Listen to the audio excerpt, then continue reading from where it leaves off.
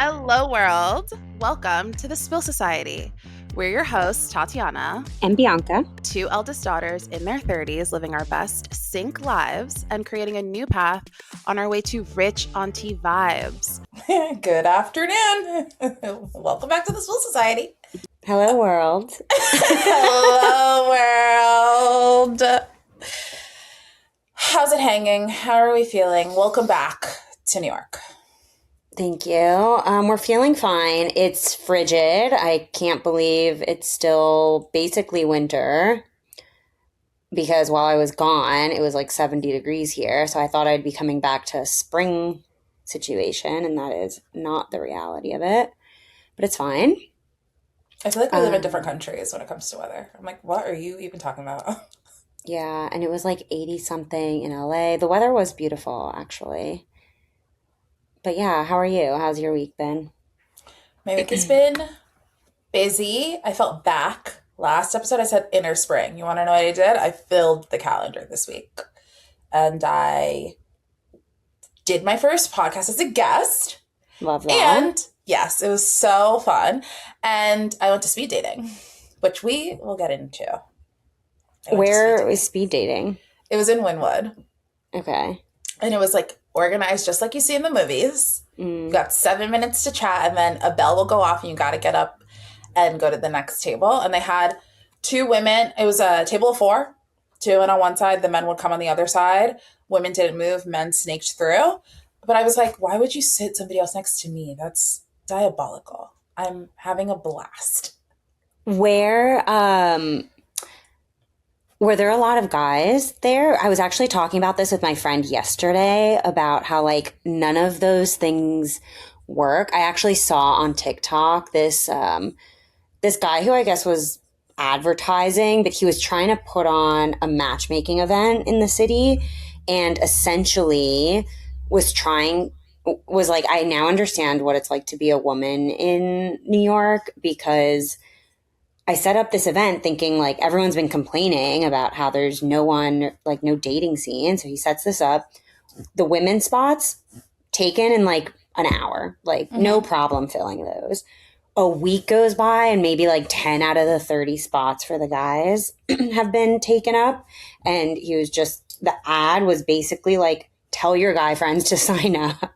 Yeah. Like begging them. And he's like, this really sucks. Guys don't sign up for these things. And like, women do want to be out here meeting. It was like 2.5 women to one guy. Didn't speak to all the men because there's so many women to get through. And the host of the event did some icebreaker questions, which I thought was really great because she got everyone talking. She created a positive energy in the room to make people feel a lot more open and a little bit more outgoing. Drinks were flowing, whatever. And she was asking the men questions about their dating experiences, why they've been single for so long, what they feel like the dating pool is like in Miami. And okay, I at first noticed maybe 10 men to 20 women. By the end, I think it was like 30 to 15. It was half and half. But the men were talking about how, I've never heard this term, but there's piss in the dating pool. Have you heard that before? Yeah. No, first of all, I was like, that is vulgar. But what does that even mean? Like just dirty? There's piss in the pool. Yeah, like the water is not clean. Like the dating pool is not kosher. There's too much going on. But in what sense? So they brought up why. They said on dates, women don't listen. Let me tell you, every woman looked around and we were like, no, we it's like, yeah, we're asking.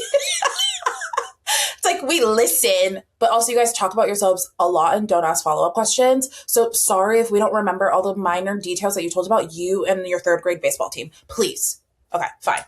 And they were just talking about why they don't put themselves out there, what they've experienced in dating. A lot of them were talking about they feel like it's superficial and like women are after them for their money and they are high value men. But it was really actually interesting.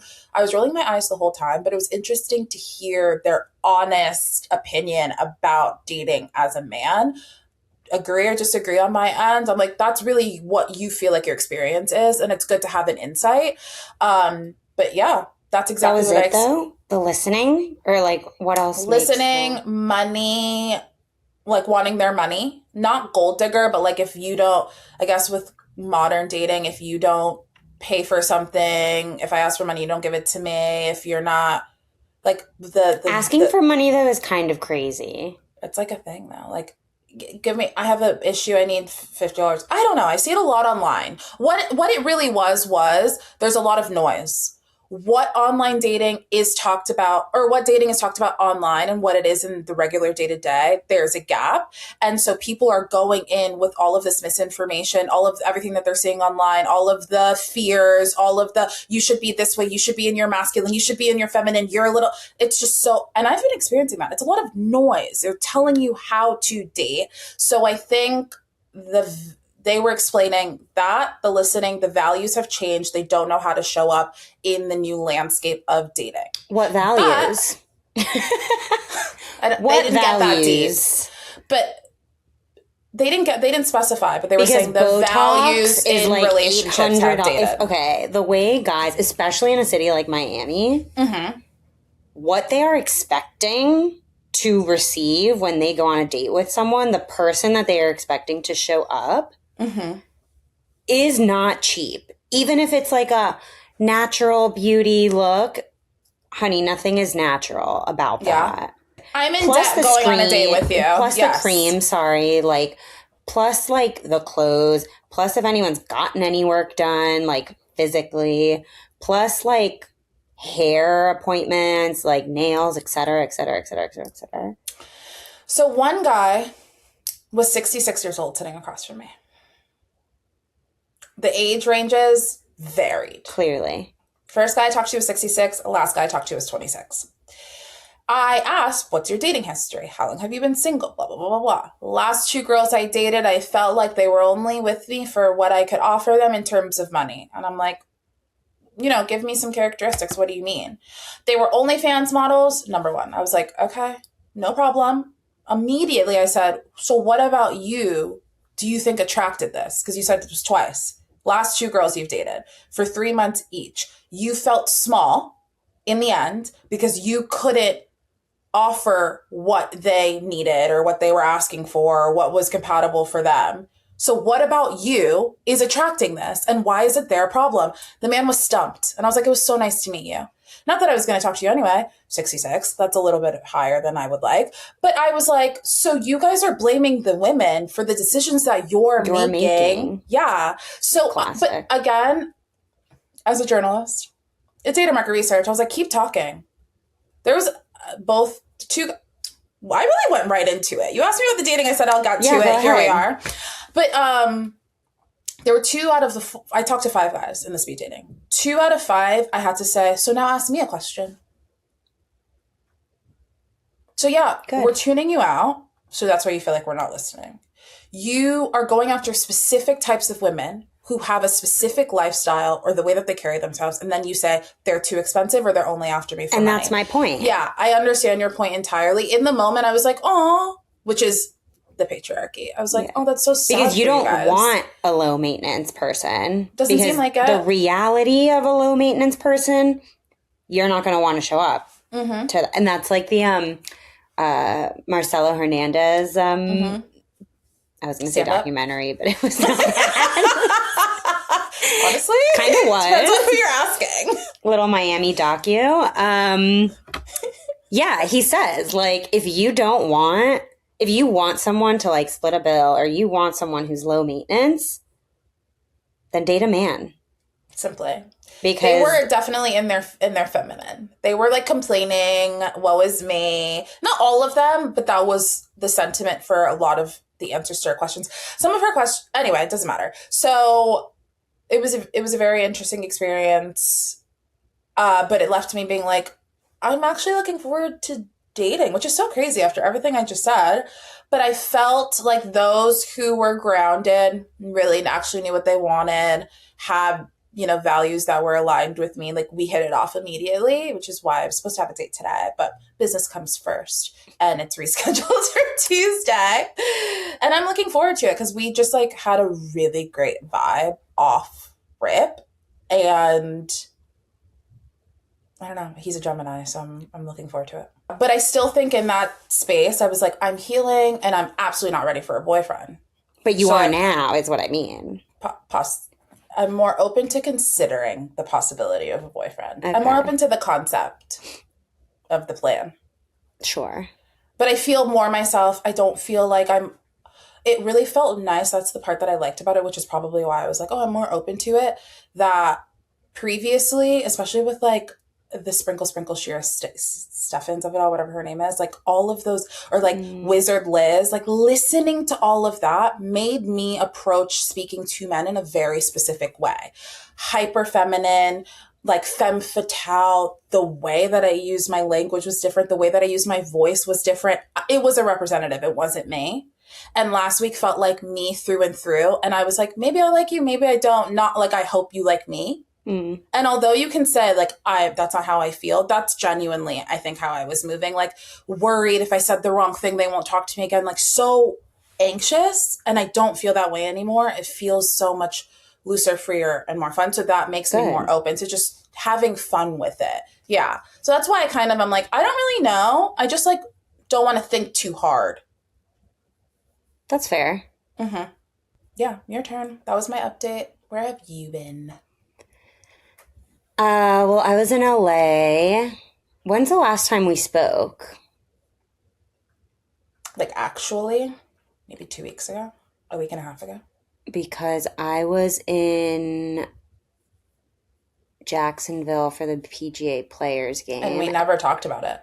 Which was fine. It was good. It was, golf thing. And then I came back. Oh my God. But the way home, a 2-hour flight took me 16 hours. This was... You got wrapped up in all of that, what was going on within the airports and the TSA. No, this is the week before.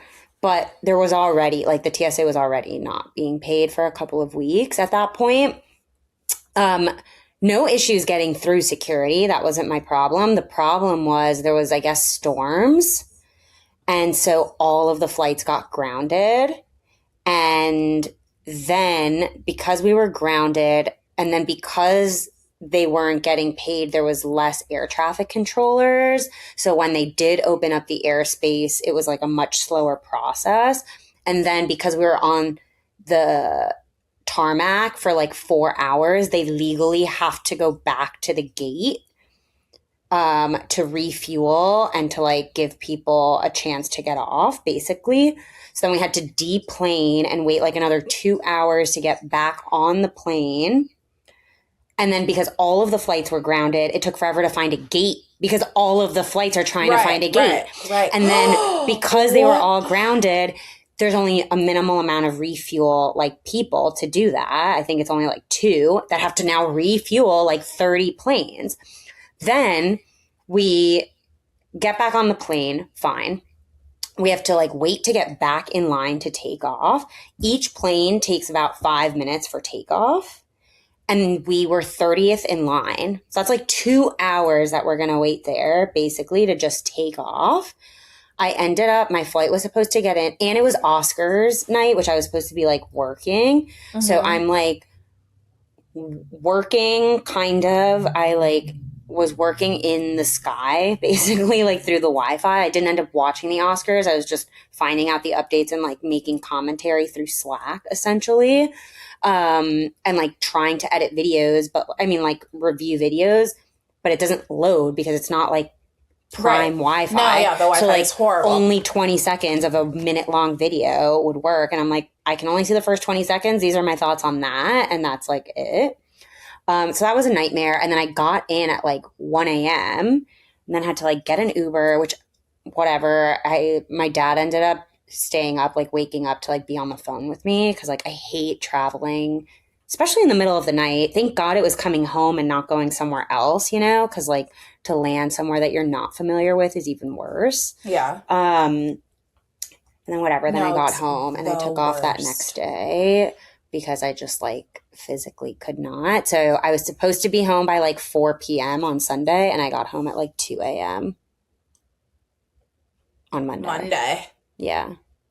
And thank God my flight took off because there were a ton that were canceled ultimately. And then they couldn't get back out until like Wednesday. Uh-huh. And did you have to go in the office on Monday? No, I took off Monday. Oh, good. Oh my God. Yeah, I took the day off because I like couldn't, and I just like was not feeling well, and like on top of it that, and I was just like I need a day.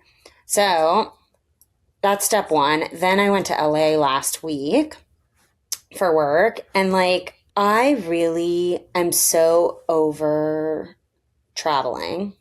Like I love to travel. I really don't like traveling for work. I really don't like traveling alone. I get super paranoid. I like about what exactly?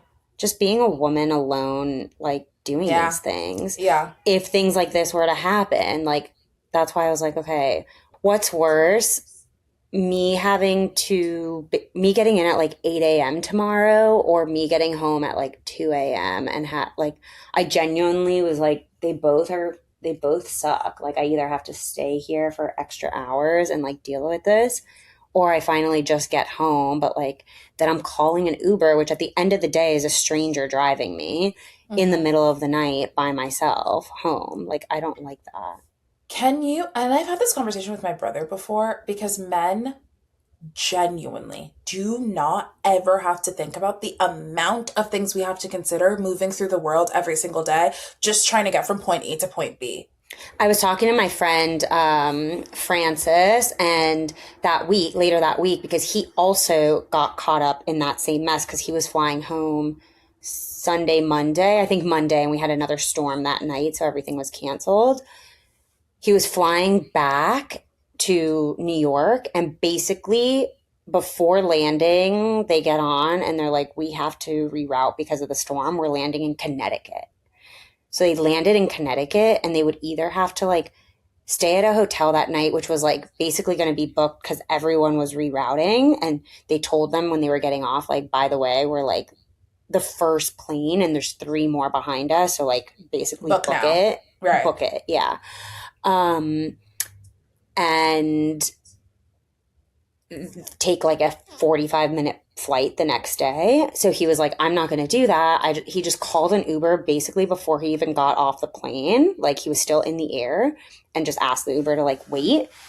They took him the 2.5 hours from Connecticut to New York, and he just like slept in the car, and it was like 2 a.m. And I was like, oh, so you slept? I couldn't sleep in the car with a stranger at 2 a.m. I'm a woman. I wouldn't have even done that. I would have just had to wait with the whole hotel thing and done that whole drama and taken the 45-minute flight the next day, because I'm not calling someone on anything at 2 a.m. anywhere to go to a different state. And the thought of renting a car and being on the road by myself, God forbid anything happens, it's like, I'm going to wake up, Oregon's gone. Well, I didn't even think about renting a car because that's assuming that a rental is even going to be open at 2 a.m.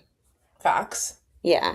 So like... He's like, what's the big deal? He was like, I totally get it. It's crazy that like the woman tax basically of like... The woman tax. Yeah. Of like all of these things. He's like, I didn't even think about it. I was like, okay, great. Like whatever. I'll wake up when I'm home. Yeah. And not have to worry that someone's like, I don't know, taking me somewhere else. Yeah. So anyway, all that to say, I really don't like traveling alone. I don't like being in hotels alone. It's just like not the vibe for me. And yeah, as I get older, I want it less and less. And yeah, I really realize I don't want to travel alone anymore. Like I really don't like it. So it's time to get you an assistant or an emotional support animal. Also, yeah, I've thought about that because last episode we ended and we're like, la la la, we would live together. I have a cat. And I'm like, why don't you have a cat? Well, 1, it's tight quarters. 2, yeah, I am gone a lot. Yeah, a cat. So, yeah, but I'm gone for like a long time. Like I leave again in a couple weeks and I'm gone for like 16 days. Like you can't leave a cat alone like that. It's not like a couple of days. So, and I do that not often, but kind of like several times a year. That's pretty often. True. So, and as we talked about, like, you can't just have a cat sitter because, like, who has your key? Who are you giving your key to? Who are they giving that key to? Okay. Yeah, no, so it's fine. And it's not even so much a cat. Like, I don't care about living alone. Like, that's not my issue. It's the traveling alone. I really don't like it. I don't, like, I'll find things to do with my time, but, like, the first couple nights before Julia got there, it was annoying because it's like, okay, everyone's done and going home at, like, 4:35 because they start earlier there as well. I have another 5-6 hours. What am I going to do? Like, by myself, you know? It's not fun. Like, I'd rather have a margarita with someone and, like, chat or, like, go and do something or see something. So, whatever. Right. I'm over it, essentially. And I'm really ready to honestly just, like, be with someone. Like, it'd be great if I had a significant other that could, like, join me on this trip. Yeah. Or, like, meet me for the weekend or, like, do that. Even just to call if I'm feeling, like, uncomfortable or something. Like, it's annoying not having that security. So, outside of traveling and, like, falling in love in an airport, you are someone who doesn't, like, it's like, yes, you have your hobbies and they're inside the house, but, like, you're going out to dinner, you're getting drinks with friends. I was talking to our friends about this recently because I feel, I mean, not as, like, ready to be settled, but yeah, share life with someone. And I was like, growing up, especially watching the things that we watch, we were all told that we were going to meet our loves of our lives, like, through our friends, right? Like, before the apps, it was like, oh, you meet people through your friends. Yeah. I looked at all my friends and I was like, you guys have done nothing. All of the friends that I do trust who are grounded and solid and not actual, like, on demon time, that's why I haven't, like, the ones who are solid, grounded, married, settled, not saying that he's not respectful, but you get what I'm saying. They would look at someone and be like, they have it together. That's a good person for you. I was looking at all of them this weekend because I've seen everyone this week. What? Hello? You don't have a friend? You don't have a cousin? You don't have a friend of a brother of a friend? Nothing for me, nothing? So they started asking me a bunch of questions. What are you looking for? What are you into? To narrow down with his friends. And I was like, times have freaking changed. You want me to get on an app? We've talked about this. It's not happening. Where are we meeting the people?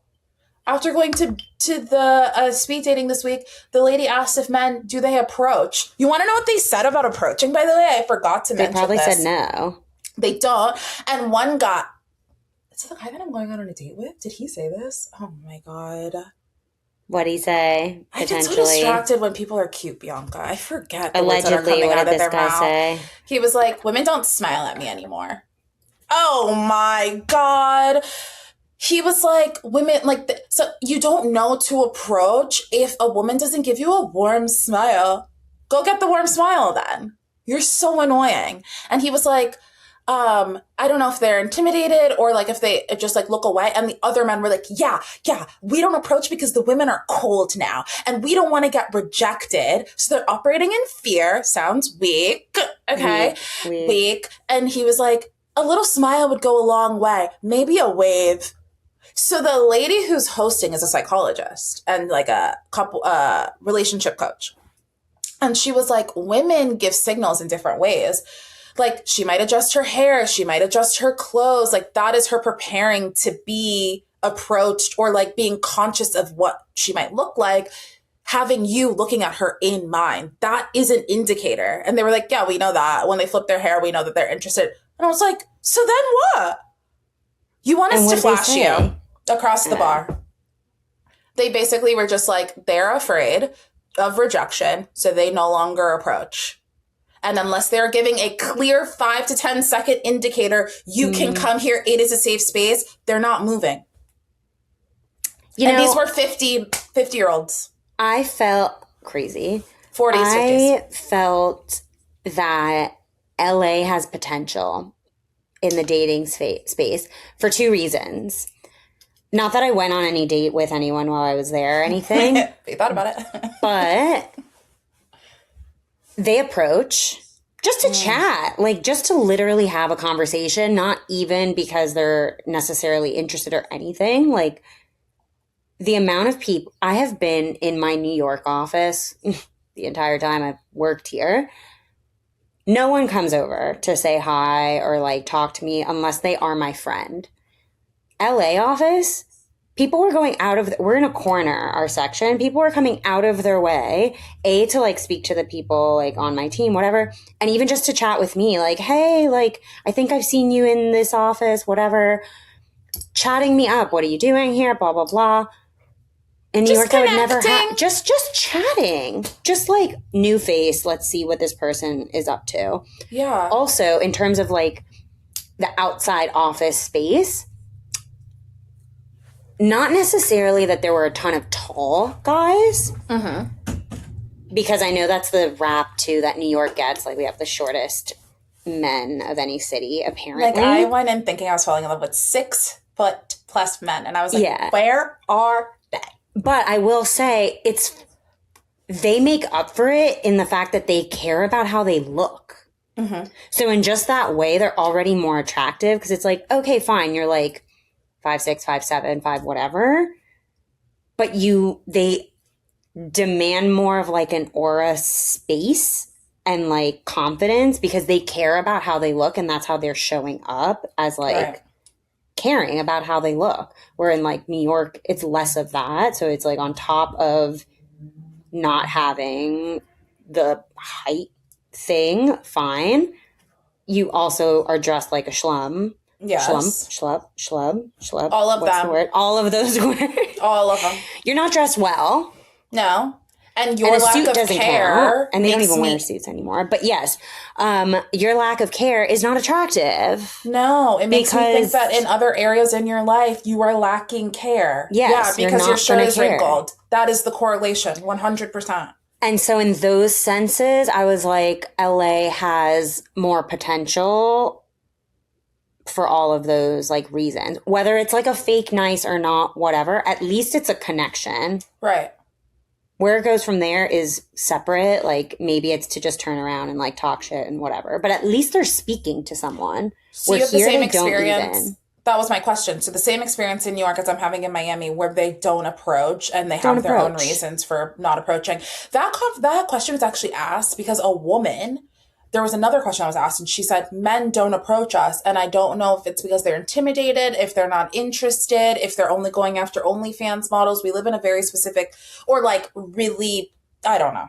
Probably a mix of all of those things, depending on who it is. That's how that conversation came about. But it's like, so we're telling you as women, we're having a specific experience. You're telling us you're afraid to approach us based on whatever your fears are. What do we do now? What's the middle ground? Because then, to your point with your friend who put together the dating event, it's like, okay, so in these spaces that are then curated, where you don't have to do any of that, you guys still don't show up. Anyway, but you are open to settling down. So yeah, I'm just like really over it. And I have been over it, but now I'm like a next level of like, I really am done doing all of this stuff on my own. Am I allowed to ask this question? Do you feel lonely? Sometimes. Mostly in those situations. Right. Because your life is full. Yeah. Mostly in those situations, or I think I would be more productive with another person. Like the whole body doubling thing. Even just in terms of like today, I've had so much to do. Like I have to do all of my admin stuff. If I could split that with someone, like you go and get groceries and I do this other thing and do laundry, and in the same hour and a half we can get 2 things off the list, as opposed to me having to do both things and spending 4 hours doing just those 2 things. You know what I mean? Like in the daily kind of flow of things. Yeah. Yeah, it'd be nice for someone to take the load off. When I think I've said this before, like when I'm sick and like don't want or can't run to get something, like having someone to help, or like building all my freaking furniture. Like I've fully had meltdowns, especially when I was living in walk-ups. Thank God I don't anymore. Where I would have to like undo furniture boxes outside and take each piece of furniture by itself because like I can't build an armoire on a 3rd floor any other way. I have to bring each freaking massive plank of wood up with like a fever that I have because it can't stay in the bottom. And then after I do all of that, I have to throw everything out because it can't take up that space at the bottom. Yeah. Listening to you is making me think because I was with someone for so long who still didn't do any of that stuff.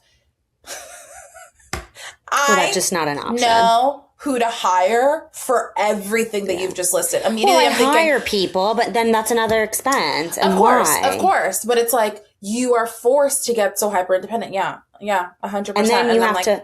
And depending, like now I would hire someone, but at the time, like I couldn't afford to hire someone. Right. So I just had to do it. And like, then you're inviting a strange man into your home. And here we go back to the front. Yeah, exactly. And now they know where you live and that you live alone. And like, you know, it's like, okay, cool. Awesome. That makes me feel great. Oh my God. So in conclusion, being a woman is super tough. We're doing our best. We're gorgeous. We're thriving. We have full lives, but like men being on earth make it harder. And it's like, we just said, hate them. Hate them. Their values, what they stand for. Would love one that I like. In conclusion. Who doesn't have the same values and stand for the same things as the common man. And they do exist. No, that is perfect for me, that I approve of, that asks me for nothing, that does everything. But if I want to do it, I'll do it for you. Whatever. But like as a whole, we hate you guys. It's like, I don't know. I think you saw it because I think I saw you liked it, of Paige DeSorbo and Hannah Berner. And she's like, it's crazy that you were going to hide from me that you made dinner for a man. Because yes. And she's like, okay, I made dinner for myself, and then there just happened to be enough for him too. But have I looked up, is there another way to make broccoli? Yeah, I have, because I still want to be super like unique and creative. Was I scared to tell you? Yes. Yeah. Like 100.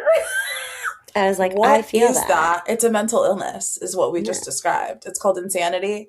No, I don't think so. I think it's that the general population of men seem to think the way the guys at that speed dating think. Mm-hmm. But they don't all. The thing is, there are very few who don't. Have you heard of that, speaking of Giggly Squad, because I heard it from them, the Manosphere? Did you watch it? Have you heard about it? I did not watch it. And now that guy, I think, is arrested for battery or something in Florida. The clavicular man. I don't know. I didn't watch it, so I don't know which one's the clavicular man. Not the one he's who the has one the who's podcast. like the main face. Yeah. Okay. I don't know. I only got my updates through like social media, so it could just be a fake headline. But after watching Adolescent late last year, that was enough for me. It was on Netflix. It did win a couple Emmys because it created a lot of conversation about what young men are being fed in terms of how they should show up in the world and how it's spilling over into everything. Well, and I don't know if you've seen that there's like new studies show that for younger men, well, for the younger generation, the gender norms have switched, where it's actually the guys who want a more traditional monogamous relationship, and like women don't, and like they want to settle down and like do the whole thing, and women are like, no. Yeah. It's a different world now. It's very, but I was going to bring up the TikTok that you sent me. I saw it this morning about the woman who was correlating the 1 in 12 colorblind men to the 1 in 200 colorblind men, and 1 in 200 colorblind women. And how the texture. Yeah. And that probably, no, all the comments were like, ma'am, you are on to something serious. Keep going with this research. Because if 1 in 12 men pick up on texture more than color, then the way that the beauty standards the way that the beauty standards have been laid out are more focused on texture in terms of your skin, your hair, your like aging. Yeah, the wrinkles, the red cellulite, spots. Anything. It's all looked at through this lens of a very large population of men. Yeah, and it's all basically a grayscale, so they see different shades of, not different shades of gray, but essentially like gray is prominent, right? Basically, like such a large majority of men are seeing in grayscale, meaning that as we are aging and we are losing radiance, which the way that she described it, I was like, immediately, how dare you say that? But like, because the light, the luminous, yes. the luminescent basically of that color isn't as bright anymore. It dulls, so then the texture is duller. But that makes sense because yeah, your skin loses radiance, so it's still the same color, but it's like a less bright version, which is like where you get glowing or yeah. It just goes to show that thing that we as women already know. Actual science and so much of how we live, the status quo, the what is like the I was gonna say the political whatever way that we operate was dictated by a group of men from the beginning. And they were only thinking, but it's like it comes out in the smallest things that you would never freaking consider, or the biggest things that you would never consider, but the ripple effect of these small decisions then become how we live in life. And so now the boys are mad about a system that their great great great grandfathers created, and they want to blame us for it. You would have actually like I didn't stop. At the speed dating, I kept being like, ugh, stupid, like out loud around the man. I was like, that is the dumbest concept I've ever heard. Like, I couldn't hold my mouth, and I actually didn't want to be there and being like, although I said originally, like, my immediate thought was like, oh, damn. Like, I felt a little bad for them, but it's just because I'm hearing your experience. I still was like, dumb out loud, and I didn't want to pretend like I didn't have those feelings because I was like, that'll weed out who the hell talks to me. If you're seeing my face grimace at something that you just said, you're not going to come talk to me. And if you do, it's going to prove your point, and I'm not playing along with it. So like, let's narrow down the playing field immediately. I'm pissing in the pool myself. How about that? I like really don't get that idiom. Pissing in the pool. Yeah. And the more I say it, the more I'm like, oh my God, Tatiana. Yeah, I really don't get it because it just doesn't make sense to me. I was like, you guys are old, never heard of it. But they were all in their 40s. And maybe that's why we don't get it. No, I mean, like, I understand the concept of it, but I don't really get why they think or feel that way. I just jaded. I had no problem asking a lot of the men if they're jaded based on their experience, and their answer was yes, like straight up. I mean, I was interviewing these men. You sat in front of me. They all knew exactly what I did. They all asked, do you speak? And I was like, I ask questions. Literally, like, I'm analyzing, I'm studying, and I will have a diagnosis at the end of the 7 minutes. And I'll still make out with you. God. No, see, I'm part of the problem. Where you lose me. No, listen, I'm self-aware in ways, and this is one of them. Patriarchy, not my fault. Well, what are you? Yeah, I think I'm curious right now on if you had a chance to read or watch or have opinions on anything out right now in the middle of all of your travels. Oh my God, Project Hail Mary was so good. I don't know what that is. The movie with Ryan Gosling that just came out. Unfamiliar, but I will. Are you kidding me? No, I'm not kidding. What's it about? It's been like the biggest like marketing thing since Wuthering Heights, like a month ago. You know what? None of this is on my my algorithm is not showing me anything. Of course, that's coming out next week. Okay, I know the drama, but I think it's because I follow law on everything, and I'm following the looks, and I follow Zendaya. But trailers don't make it on my end of the internet. You're not getting Ryan Gosling stuff. I mean, now the movie's been out. It's been. I think it's like I have to look it up, but it's like one of the largest box office weekends. Like, why? Project Hail Mary. I have not heard anything about this. Really? That's crazy. And they had it like 70 millimeter IMAX. It's censorship. Yeah, so 141 million global opening weekend, 80 million domestic. The biggest opening of 2026 and GM's largest debut ever.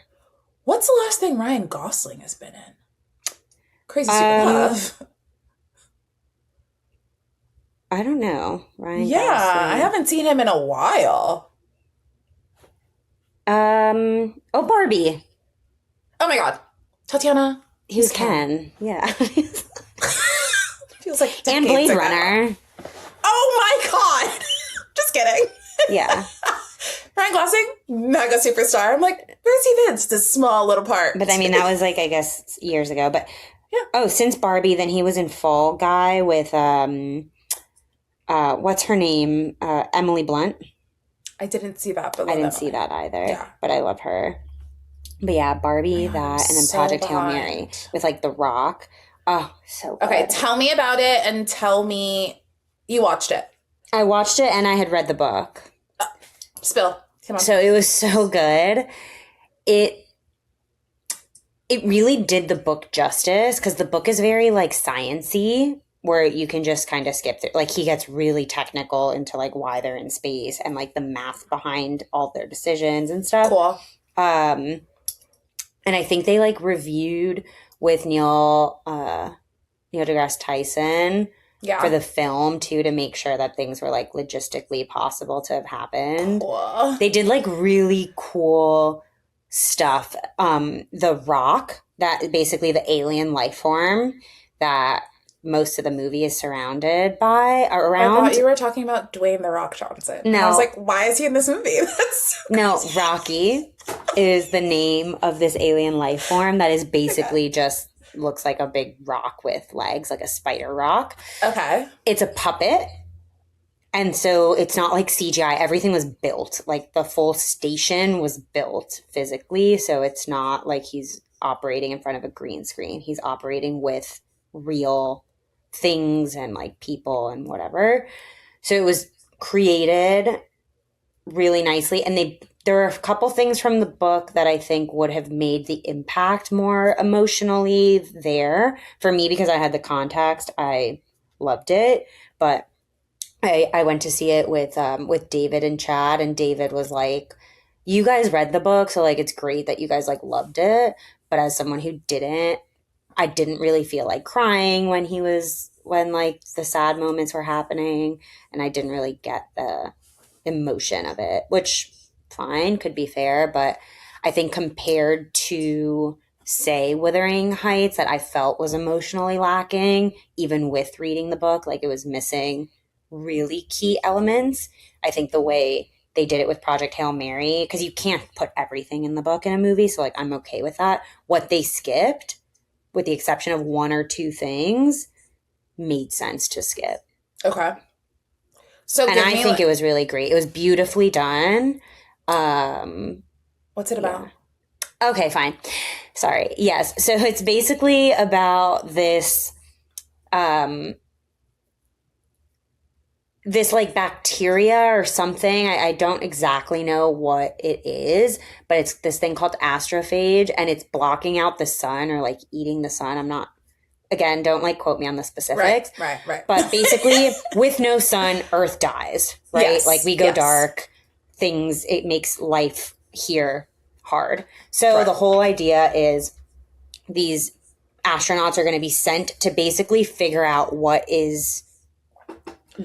kills astrophage, or what like it even is, send that information back to Earth so they could solve it before the world ends. Got it. Essentially. So they have important. Like very important. And so then it's the time and space and like what happens and meeting another alien life form. They kind of come together to try to solve this problem because both their planets are having this issue. And it's like really emotional because the Rocky thing is so... He is my favorite book character I have ever read. And so I was really curious how they were going to make this thing real in a movie without making it look super animated CGI. And they did such a phenomenal job with it because he basically has a computer voice in the book. So it's like it could have gone really wrong if the voice didn't fit or like, yeah. Mm-hmm. You said he's a puppet. Was it like stop motion? No, so it's both where like there were some for like a smaller, tight squeeze shoots that they use kind of a puppet like this, but otherwise it was full life size where the guy was like fire. Yeah, he was in all black and they basically edited and post him and like the sticks out. Yeah. But he's like fully moving this like huge thing. And it went on like the press run with him as well. Yeah. Very cool. I'm going to do my due diligence and catch up because what the hell? Immediately I'm like, Interstellar, similarities. So David was kept comparing it to Interstellar, and it's just different. It's like not a Christopher Nolan film. So if you're going to compare it to a Christopher Nolan film, you're going to be maybe not disappointed, but like it's just a different way of addressing space movie. Also, is this like immediately I'm like, the world is dying, we're having environmental issues. Is this Hollywood's way of being like, pay attention? Interesting. I mean, the book was already created. That's right. Well, my second question actually that came to mind is, why was this your favorite book character of all time? You read a lot. Yeah, but he's like so pure, this character, and so funny and like, I don't know, it's kind of like a pet, you know, like that you just care for so much, except it can speak to you. That's how I feel about Marcel the Shell. Exactly. Okay, so it's a similar vibe as I love Marcel the Shell. I'm right here with you, okay? So it's the same vibe of like, it's just so cute that even though it's probably a full-grown like adult, like the alien is like 400 years old, right? It's not giving 400 years old. It's giving like, you're just this like little kid thing. I don't know. It's just I'm going to go see it tonight. Because, you know, before we got on the pod, I was talking about how I'm just like not having the best day and my mood is not the best. And I'm like, that would bring me up. Is it going to make me, you said it's going to make me cry, but not like sad, world is ending tears. It's like hopeful. It's actually like Andy Weir is good. He did The Martian. So actually, if you're going to compare it to anything, compare it to like The Martian, if you ever saw that. And that's where I meant to ask David, because he was comparing it to Interstellar, and I never asked him how he would compare it to The Martian, because that is the same author of the book. So I'd be curious. But yeah, it's not Interstellar. It's not Christopher Nolan. You can't compare a different director to a different director. 1 to 5 rating. 1 to 5. I gave it a 4.25. Wow. Yeah. Oh, it was really good. Today or tomorrow I'm watching it. And it's like hopeful. Like Andy Weir likes to, or at least with this book, I forget the others, inspire hope in like people and humans and civilization, and like that people will do the right thing. We need that more than ever right now. Yeah. So what a beautiful time for this movie to come out. What a beautiful time for and this that's movie why to come Ryan out. Gosling took it, because he's like very thoughtful of what he takes now, of what he could watch with like his kids and his family. Damn, shout out Ken. Yeah. Yeah. I also saw Peaky Blinders, the movie. Did you ever watch the show? No, we talked about this last week. And I thought you were talking about the show the whole time. Well, because, I was watching the show, and then the movie came out. With the man, Kieran? With Cillian Murphy. Cillian. Barry Keoghan. Okay. So, Peaky Blinders, saw it. It was solid. Rating? I think I gave it like a 3. If I've never watched the show, can I watch the movie? It doesn't make sense for you to watch the movie. You're not going to know who any of the people are. And like, since when does a show get a movie? Why'd they get a movie? Because it's Netflix, and it's been like years since the show ended. So it was kind of like the final tie-up. And also because the show just is so popular, they probably just wanted to make more money from it. Okay. But it should have been like a small last season. It should not have been an hour and a half movie. Like, you can't tie up 10 years of stuff in like an hour and a half. So if you watch Peaky Blinders, like, no need to watch the movie. I mean, some fans like loved it, And it's definitely like catering to fans, but it just kind of felt like everything was tied up too cleanly for like a movie about gangs and like, I don't know. Yeah, that makes sense. So this is Top Boy pre-Top Boy. Who's Top Boy? Killian Murphy? Right. No. What do you mean pre-Top Boy? That's a different show about the gangs of South London. But that's like 2000. So I'm like, oh, interesting. Well, this was also in the 2000s. It's not a 40-year-old show. No, I know, but like the time, it's in a different time period. Oh, yeah. This is like current. Yeah, so no, like, this is World War I time and like... You'll have a period piece. Yeah. I thought they were... I thought that was their wardrobe because they were investigators, not because it was World War I. I was like, hello, that is what detectives in the UK wear. No. No, that's just what people wore in like the early 1900s. You know, they like got dressed up and stuff. I'm going to start Peaky Blinders. And I'm also going to start the new season of Jury Duty, which I'm really excited about. And Ladies of London has taken over my life. So that's what I'm watching. I'm excited for Gilded Age to come back. Oh, okay. Well, we have to say goodbye. Thanks for listening. We'll see you next episode. Love you so much. Toodles. Bye.